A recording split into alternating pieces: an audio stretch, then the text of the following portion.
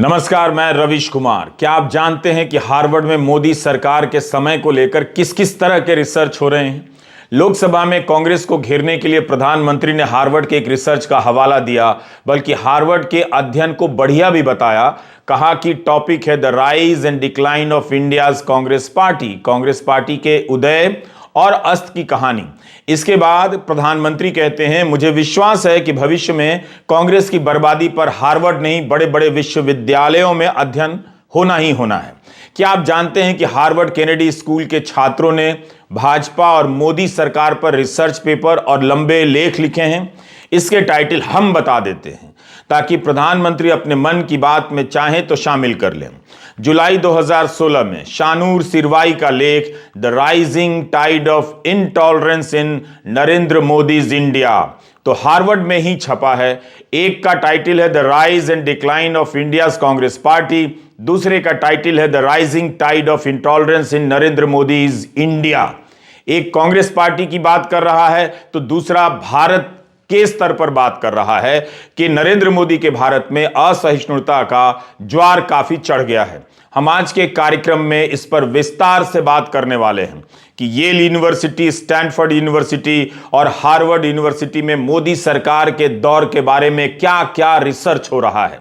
आपको याद होगा, पिछले महीने इन जैसे विदेशी संस्थानों के भारत में कैंपस खोलने को लेकर यूजीसी ने एक ड्राफ्ट निकाला जिसकी तारीफ होने लगी। लेकिन पहले हम आपके ध्यान में फिर से उन खबरों को लाना चाहते हैं जो पिछले 10 दिनों से दुनिया भर के अखबारों में छप रही हैं। उनमें भी काफी रिसर्च है, बढ़िया स्टडी है। प्रधानमंत्री खुद उनका संज्ञान नहीं ले रहे हैं, लोकसभा में जवाब नहीं दे रहे हैं, लेकिन कांग्रेस को घेरने के लिए हार्वर्ड की स्टडी का हवाला दे रहे हैं। द इकोनॉमिस्ट का कवर देखिए। आर्थिक खबरों में इकोनॉमिस्ट की अपनी साख है। असहमति रखने वाले भी इसकी रिपोर्ट देख लेते होंगे। इसके कवर पर गौतम अडानी की तस्वीर छपी है। अंग्रेजी में लिखा है the parable of Adani. Parable ऐसी कहानी होती है जिसके जरिए बड़ा संदेश दिया जाता है। तो अडानी की कहानी का संदेश क्या है? हाल के कई वर्षों में यह भारत की पूंजीवादी व्यवस्था का सबसे मुश्किल इम्तिहान है, इकोनॉमिस्ट लिखता है। यह भी लिखता है कि एक टाइकून का इस तरह से पतन होना मोदी को राजनीतिक रूप से भी शर्मसार करेगा। क्या इस तरह की खबरों का छपना भारत की छवि के लिए अच्छा है? इकोनॉमिस्ट ने लिखा है कि मोदी सरकार के इन वर्षों में भारत में जो चेक और बैलेंस था, सत्ता का संतुलन था, वह उजड़ रहा है। इनकी सरकार ने कोर्ट से लेकर पुलिस की स्वायत्तता को चोट पहुंचाई है। मीडिया डरपोक हो गया है, वह ताकतवर लोगों के खिलाफ जांच तक नहीं करता। बहुत ही कम भारतीय अखबारों ने हिंडनबर्ग की इस रिपोर्ट को हाथ लगाया है, मुश्किल सवाल तक नहीं पूछा है। इसमें एनडीटीवी के खरीदने पर भी टिप्पणी की गई है। अब एनडीटीवी के पत्रकार काऊ हग डे के बहाने गाय को गले लगाने की कोशिश कर रहे हैं। भारत की नियामक संस्था सेबी की साख दांव पर लगी है। दुनिया भर की संस्थाएं अपने स्तर पर जांच कर रही हैं और यहां भाषण चल रहा है कि भारत का डंका बज रहा है। इसे आप डंका बजना कहते हैं? द इकोनॉमिस्ट ही नहीं, wall street journal, Bloomberg, financial times, ये सब दुनिया के बड़े आर्थिक अखबार हैं। इनमें एक खबर प्रधानमंत्री की तारीफ में छप जाए तो बीजेपी के सारे सांसद ट्वीट करने लग जाएंगे। लेकिन क्या भारत की जनता नहीं देख रही है कि अडानी प्रकरण के बाद से भारत को लेकर किस तरह की खबरें छप रही हैं? यह ब्लूमबर्ग बिजनेस वीक का कवर है। इस पर लिखा है कि एशिया के सबसे धनी आदमी से मिलिए। तस्वीर में नाक के पास कागज फटा हुआ है और लिखा है कि एक शॉट से अडानी के 100 अरब डॉलर उड़ गए, यानी नाक कट गई। इसके पेज नंबर 20 पर जो रिपोर्ट है उसकी तस्वीर भी देख लीजिए और रिपोर्ट भी पढ़िए। इसके साथ लिखा है कि अडानी डाउनसाइज्ड, यानी उनका कद छोटा हो गया, उनका साम्राज्य के पर कतर गए। 1 फरवरी को टाइम पत्रिका की इस खबर का शीर्षक भी इकोनॉमिस्ट की तरह है, ब्लूमबर्ग की तरह है। यही लिखा है कि अपने चुनावी अभियानों के समय मोदी अडानी के हवाई जहाज में उड़ा करते थे। यही तस्वीर तो राहुल गांधी ने संसद में दिखा दी।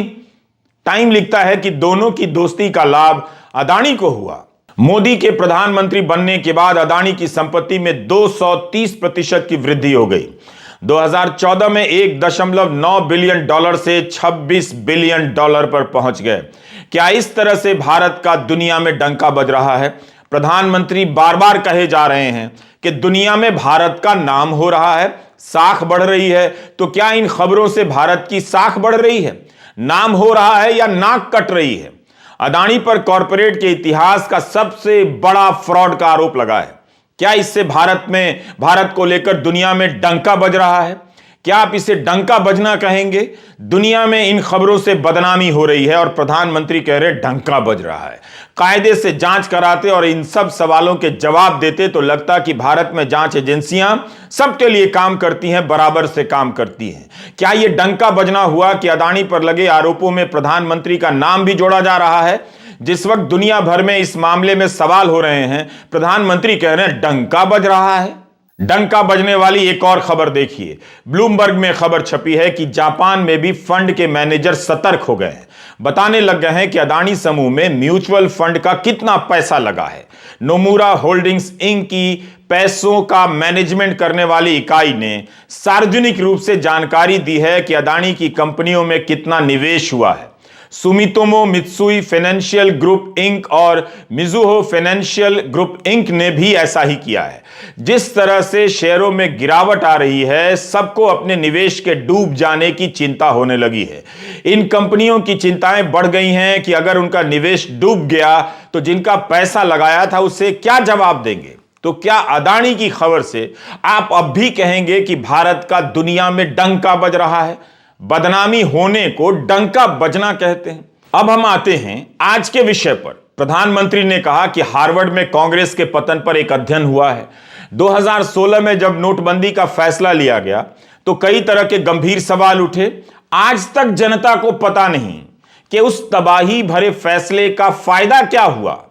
उस नोटबंदी के 6 साल बाद कॉरपोरेट के इतिहास में सबसे बड़े फ्रॉड की कहानी भारत से निकलती है, मगर जांच एजेंसियां ना तो सक्रिय नजर आती हैं और ना प्रधानमंत्री अदानी का नाम लेकर इस मामले में कुछ कह सकते हैं। लेकिन नोटबंदी के समय जब हार्वर्ड जैसे संस्थानों से पढ़े और पढ़ाने वाले अर्थशास्त्रियों ने इस फैसले पर सवाल उठाए, तब प्रधानमंत्री मोदी ने हार्वर्ड का मजाक उड़ा दिया। कहा कि हार्ड वर्क करने वालों को, खुद को हार्ड वर्क करने वाला बताते थे, कहा कि हार्ड वर्क करने वालों को हार्वर्ड की जरूरत नहीं पड़ती है। जरूरत तो पड़ गई। बाकायदा रैली में हार्वर्ड के बारे में प्रधानमंत्री ने कहा था।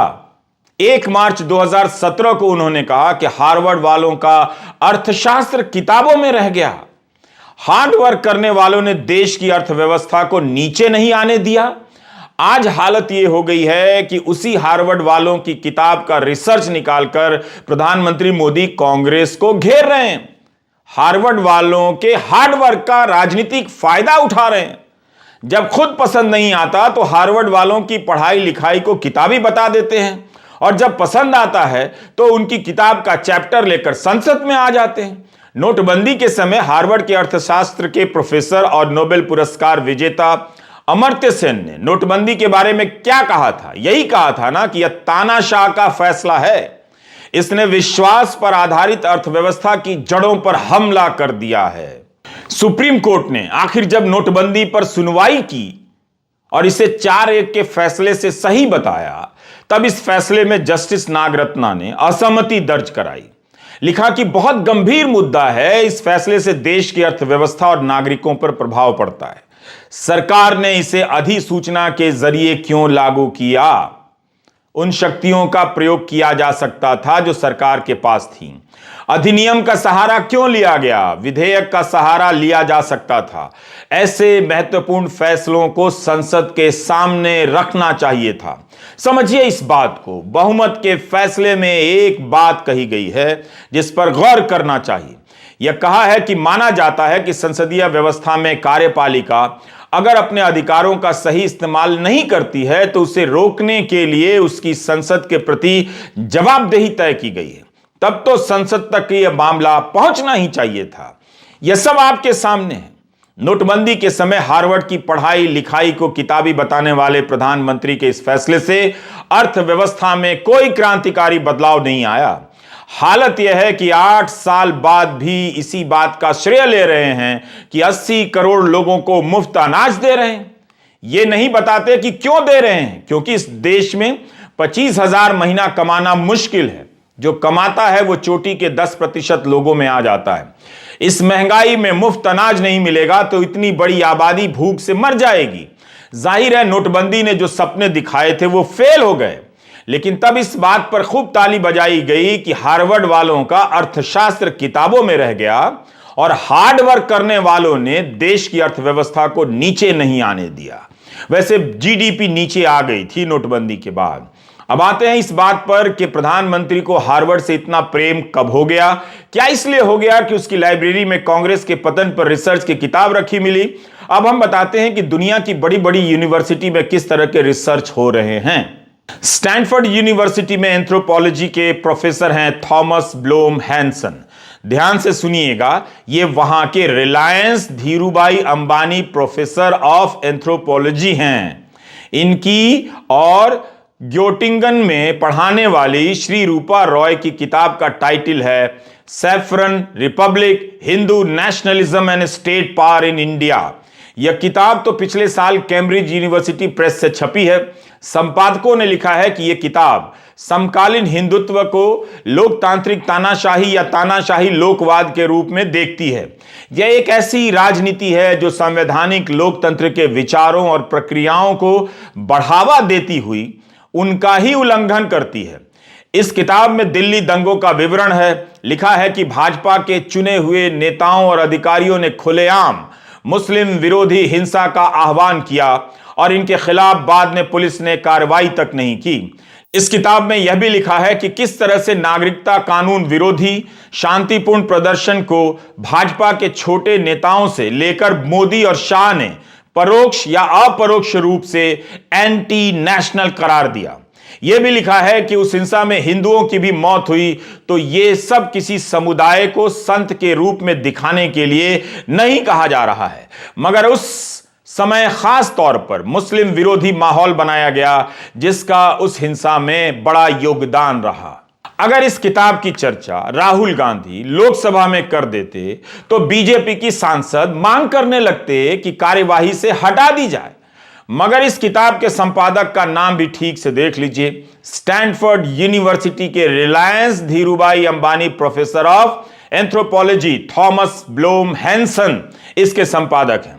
अगर कांग्रेस के पतन पर अध्ययन हुआ है तो भारत में नव हिंदुत्व के नाम पर लोकतंत्र को खत्म किए जाने के प्रयासों पर भी अध्ययन हो रहे हैं। किताबें छप चुकी हैं। कांग्रेस के पतन पर भारत की कई यूनिवर्सिटी में आज से नहीं पिछले 40 साल से शानदार रिसर्च हुए। प्रधानमंत्री एंटायर रिसर्च साइंस को ही अपने भाषण में रख सकते थे। एंटायर प्रधानमंत्री को हार्वर्ड की लाइब्रेरी से यही लेख मिला कि कांग्रेस का उत्थान और पतन कैसे हुआ। हम इन उदाहरणों से यह भी बताना चाहते हैं कि उनके यहां तो आपकी सरकार को लेकर भी बहुत गंभीर अध्ययन हो रहे हैं। क्या आप उसे स्वीकार करना चाहेंगे? येल यूनिवर्सिटी भी अमेरिका की एक बड़ी यूनिवर्सिटी है। इसके प्रोफेसर की एक किताब का जिक्र करने वाला हूं। स्टीवन आई विल्किंसन की यह किताब कैम्ब्रिज यूनिवर्सिटी प्रेस से छपी है। इस किताब में उन्होंने गहराई से भारत की चुनावी राजनीति में दंगों के इतिहास पर शोध किया। कई पार्टियों के दंगों के इतिहास पर लिखा है, कांग्रेस और भाजपा दोनों के। बताया है कि कैसे चुनाव जीतने के लिए दंगों को गढ़ा जाता है। कुछ सरकारें दंगे रोकती हैं, कुछ नहीं रोकती हैं। तो क्या प्रधानमंत्री इस किताब के बारे में बात करना चाहेंगे संसद में? पर इस किताब में बीबीसी की डॉक्यूमेंट्री वाली कई सारी बातें लिखी हैं। तो क्या इस किताब को भी बैन कर देंगे? प्रधानमंत्री कहते हैं कि दुनिया भर में भारत का डंका बज रहा है। बीबीसी ने हाल ही में लंदन के दर्शकों के लिए, ब्रिटेन के दर्शकों के लिए एक डॉक्यूमेंट्री दिखाई। उसमें गुजरात दंगों के समय उनकी भूमिका को लेकर सवाल है, मगर ज्यादा सवाल तो ब्रिटेन की सरकार से थे। मगर भारत में उस डॉक्यूमेंट्री को बैन कर दिया गया। तो क्या भारत का डंका बज रहा होगा? बीबीसी की डॉक्यूमेंट्री बैन करने से किस तरह से दुनिया में भारत का डंका बज जाता है, जरा बताइए। अब हार्वर्ड केनेडी स्कूल के छात्रों ने जो भाजपा और मोदी सरकार पर रिसर्च पेपर लिखे हैं उसका नाम हम फिर से बता रहे हैं। कुछ का नाम हम पहले बता चुके हैं। मई 2019 में कल्पना जैन का लेख है cow vigilantes and the rise of Hindu nationalism, और जुलाई 2016 में शानूर सिरवाई का लेख जिसके बारे में हमने शुरू में ही बताया, the rising tide of intolerance in Narendra Modi's India. 2015 में लंबा चौड़ा लेख छपा Indian media crisis in the fourth state. इसमें प्रधानमंत्री मोदी और मीडिया के रिश्ते पर खूब लिखा गया, कैसे कुछ मीडिया गोदी हो गया और जो कुछ नहीं हुआ उसने किन कठिनाइयों का सामना किया है। इसी तरह negotiating democracy and religious pluralism India, Pakistan and Turkey, जो ऑक्सफोर्ड यूनिवर्सिटी प्रेस से छपी है। इस किताब के संपादक हैं कैरन बार्के, सुदीप्ता कविराज और वत्सल नरेश। बार्के यूनिवर्सिटी ऑफ कैलिफोर्निया बर्कली में प्रोफेसर हैं। सुदीप्ता कविराज कोलंबिया यूनिवर्सिटी में पॉलिटिकल साइंस के प्रोफेसर हैं। वत्सल हार्वर्ड में सोशल स्टडीज पढ़ाते हैं। इस किताब में भारत में लोकतंत्र, धर्म की राजनीति और मौजूदा राजनीतिक परिवेश पर आपको लेख मिल जाएंगे। कांग्रेस का पतन कैसे हुआ, इस रिसर्च को पढ़ना चाहिए, लेकिन प्रधानमंत्री को यह भी पढ़ना चाहिए कि उनकी सरकार के समय मीडिया, असहिष्णुता, लोकतंत्र को लेकर किस तरह के सवालों पर अध्ययन हो रहे हैं। दुनिया के अखबारों में अदानी प्रकरण को लेकर भारत की चर्चा किस तरह से हो रही है। जिस तरह से दुनिया भर में अदानी को लेकर खबरें छप रही हैं, उन खबरों को बताने के लिए अलग से एक चैनल लॉन्च करना पड़ेगा, अदानी समाचार के नाम से। अदानी समाचार में पहली खबर है जापान से। निके एशिया में रोज के हांदा की रिपोर्ट छपी है कि अदानी पर जो कर्जा है वह भारत की अर्थव्यवस्था का 1% से अधिक हो गया है। यह निके ने अपने विश्लेषण में पाया है, जिससे पता चलता है कि समूह का विस्तार कितना बड़ा है। अदानी की 10 कंपनियों पर 3 लाख करोड़ से अधिक का कर्जा बताया गया है। हम इनके अध्ययन की पुष्टि तो नहीं कर सकते, मगर अदानी समाचार के तहत इनका संकलन कर सकते हैं, ताकि आपको पता चले कि दुनिया में भारत का डंका किस तरह से बज रहा है। इस अध्ययन में बताया गया है कि फ्रॉड के आरोपों के बाद निवेशक कर्जे को लेकर चिंतित हैं। अदानी समाचार में दूसरी खबर है फ्रांस से। फ्रांस की टोटल एनर्जी ने अदानी के साथ $4 अरब के निवेश की योजना पर रोक लगा दी है। पिछले साल जून में दोनों की साझेदारी का ऐलान हुआ था, मगर दस्तखत नहीं हुए थे। पिछले साल की घोषणा के अनुसार total energy Adani new industry limited में 25% की हिस्सेदारी लेने वाला था। टोटल एनर्जी के चीफ ने कहा है कि जब तक चीजें साफ नहीं हो जाती हैं, हाइड्रोजन प्रोजेक्ट रुका रहेगा। अदानी समाचार में आज की तीसरी खबर, एमएससीआई एक काफी बड़ा इंडेक्स है। इनके इंडेक्स पर कैपिटल के मुताबिक किसी कंपनी का हिस्सा होता है, यानी जिस कंपनी का कैपिटल अधिक होता है उसका भार ज्यादा होता है। पिछले 10-12 दिनों में अदानी के स्टॉक्स में जो उतार चढ़ाव आए, उसके चलते अपने फरवरी समीक्षा में एमएससीआई ने यह फैसला लिया है कि अदानी ग्रुप के फ्री फ्लोट और मार्केट कैपिटलाइजेशन में 1 मार्च से कटौती कर देगा। सीएनबीसी ने लिखा है कि एमएससीआई के मुताबिक कुछ निवेशकों को हमारे नियमों के अनुसार फ्री फ्लोट की श्रेणी में नहीं रखा जाना चाहिए। अदानी के 8 स्टॉक जो एमएससीआई स्टैंडर्ड इंडेक्स में शामिल थे, उनमें से 4 का वेटेज यानी वजन घटा दिया गया है। इसमें Adani enterprises, total gas transmission और एसीसी शामिल हैं। इससे इन स्टॉक से काफी आउटफ्लो होने की आशंका है, यानी शेयर कैपिटल के और गिरने की आशंका जताई जा रही है। इसके अलावा नुवोमा वेल्थ मैनेजमेंट ने अपने एक नोट में लिखा है कि एमएससीआई ग्लोबल स्टैंडर्ड इंडेक्स ने भी अदानी एंटरप्राइजेस की वेटेज को 0.5% से कम कर दिया है और आशंका जताई है कि इससे अन्य 3 स्टॉक्स में भी गिरावट देखी जा सकती है।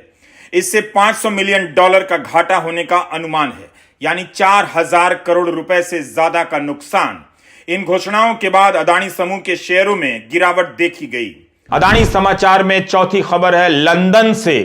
फाइनेंशियल टाइम्स ने लिखा है कि पिछले दिनों खबर आई कि अदानी समूह ने लोन चुकाए हैं, मगर उससे पहले मार्जिन कॉल का कॉल आया था, क्योंकि ब्रोकरों ने मांग की कि जिन शेयरों को गिरवी रखकर लोन लिया गया है उनके दाम तो गिर गए, तो बाकी का मार्जिन दे दीजिए। अगर हमसे कोई त्रुटि हुई इन सूचनाओं को बताने में, तो मार्जिन कॉल का मामला यही है। फाइनेंशियल टाइम्स ने सूत्रों के हवाले से यह खबर लिखी है। यह लिखा है कि अदानी को लोन देने वाले Berkeley bank, city bank, Deutsche bank ने कहा कि शेयर डूबने के बाद जो मार्जिन बनते हैं उसे भर दीजिए, टॉप अप कर दीजिए। उसके बाद अदानी ग्रुप ने पूरा लोन चुकाया। यह भी लिखा है कि इसे चुकाने के लिए कौन सा फंड इस्तेमाल किया गया, इसका पर्दाफाश नहीं किया गया है। इस पर तृणमूल कांग्रेस की सांसद महुआ मोइत्रा ने ट्वीट किया कि 24 घंटे के भीतर झूठ का भांडा फूट गया। अदानी समाचार में 5वीं खबर नॉर्वे से है। नॉर्वे के सोवरेन फंड ने अदानी समूह की 3 कंपनियों में जो शेयर खरीदे थे उसे बेच दिया है। मीडिया रिपोर्ट के अनुसार $200 मिलियन के शेयर बेच दिए। इसने तो हिंडनबर्ग की रिपोर्ट आने के पहले से ही बेचना शुरू कर दिया और पैसा निकाल लिया। नॉर्वे सॉवरेन फंड को दुनिया का सबसे बड़ा स्टॉक इन्वेस्टर कहा जाता है। इस फंड का कहना है कि अदानी समूह में अब हमारा कोई पैसा नहीं है। इस फंड का पैसा दुनिया की 9,200 कंपनियों में लगा है। सोचिए, 9,200 कंपनियों में अब अदानी समूह की कंपनी बाहर हो गई है, एक भी नहीं है। सूत्रों के हवाले से अदानी समाचार में छठी खबर न्यूयॉर्क से है। फाइनेंशियल टाइम्स ने खबर छापी है कि गौतम अदानी ने वॉल स्ट्रीट की एक ताकतवर एक्टिविज्म डिफेंस लॉ फर्म को हिंडनबर्ग के खिलाफ लड़ाई में हायर किया है। सूत्रों ने फाइनेंशियल टाइम्स को बताया है कि पिछले कुछ दिनों में न्यूयॉर्क के कई बड़े वकीलों से अदानी समूह ने इस मामले को लेकर विमर्श किया है और अब वैक्टेल लॉ फर्म को हायर किया है, जो अमेरिका की सबसे महंगी लॉ फर्म्स में से एक है। नॉर्वे सोवरेन फंड तो पहले से ही अपना पैसा निकालने लगा और पिछले साल के आखिर तक काफी निकाल लिया। तो जाहिर है कुछ लोग समझ रहे होंगे कि मामला क्या है। दुनिया का सबसे बड़ा फंड 9,200 कंपनियों में निवेश करता है और भारत की सबसे बड़ी कंपनी से निवेश निकाल लेता है। क्या इस खबर से दुनिया में भारत का डंका बज रहा है? दुनिया भर में अदानी को लेकर जितनी खबरें छपी हैं, अगर उनका आप संकलन कर लेंगे तो पता चलेगा कि भारत की कितनी बदनामी हो रही है। इन खबरों को बताने के लिए अलग से अदानी समाचार शुरू कर दीजिए। अदानी ग्लोबल चैनल बनाना चाहते थे, फाइनेंशियल टाइम्स की तरह। उसी फाइनेंशियल टाइम्स में उनके समूह को लेकर जिस तरह की खबरें छप रही हैं, क्या भारत के चैनल पर उसका कवरेज देख पा रहे हैं? आज अदानी समूह को लेकर ग्लोबल अखबारों से इतनी खबरें आ रही हैं कि भारत के लोकल चैनलों की बस की बात नहीं है कि उसे कवर कर सकें, और यह बात भी ग्लोबल अखबारों में छप रही है। प्रधानमंत्री से जवाब मांगा गया तो गिनाने लगे कि कितने करोड़ को मुफ्त राशन दे दिया, कितने करोड़ घरों में पानी दे दिया। अब से कोई आपसे सवाल पूछे, आप कहां थे, घर लौटने में इतनी देर क्यों कर दी, तो मत बताइएगा कि गाय को गले लगाने गए थे। सवाल का जवाब देने की जरूरत ही नहीं है। जैसे ही सवाल आए कि आप कहां थे, पिताजी पूछे कि आप कहां थे, आप जवाब में सड़कों के नाम गिनाने लग जाइए। मैं बताता हूं कैसे। कभी लिंकिंग रोड, कभी वार्डन रोड, कभी केडल रोड, कभी पैडल रोड गाने लग जाइए। नमस्कार, मैं रविश कुमार।